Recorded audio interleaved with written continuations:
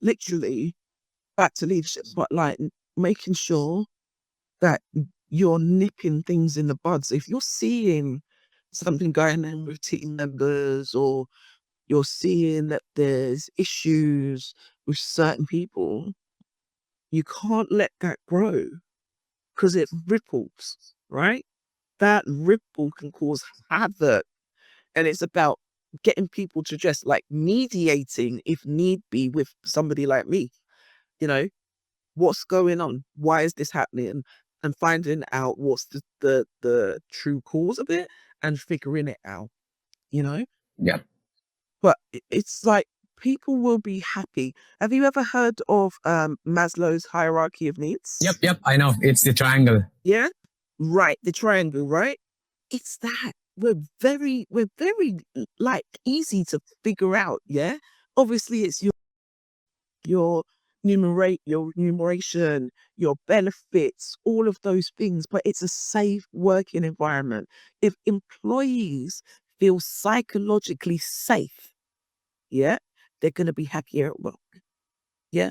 So say like, I don't know, when George Floyd happened, you had a load of companies that stuck their head in the sand, right? They didn't say anything. They didn't do anything. People came into work and they felt sad and they felt awful and they felt scared. And the companies were saying nothing, which led to psychological safety tanking, which then leads to an employee that's not working properly, that doesn't feel happy because the leaders have said nothing. A lot of leaders say they don't want to be political, and that's why they don't say anything, they don't do anything. But sometimes silence is political, Well, it is. and that can affect employees. That if you lack psychological safety at work, yeah, it's like you don't feel safe enough to speak to leaders, you don't feel safe enough to talk to HR, or you don't feel safe in your role, in your job, that unhappiness will grow. And then what happens is you end up in that lower quadrant. Yeah, exactly. And it ties back to communication and feedback thing and the leadership also.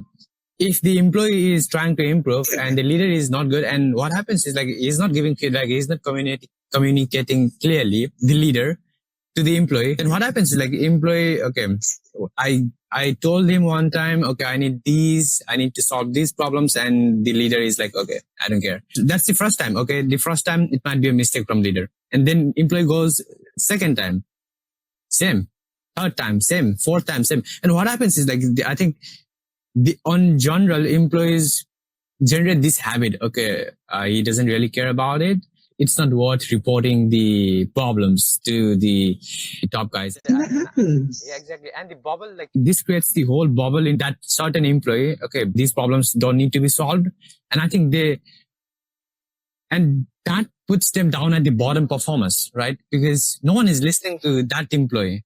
That's it. They start to check out.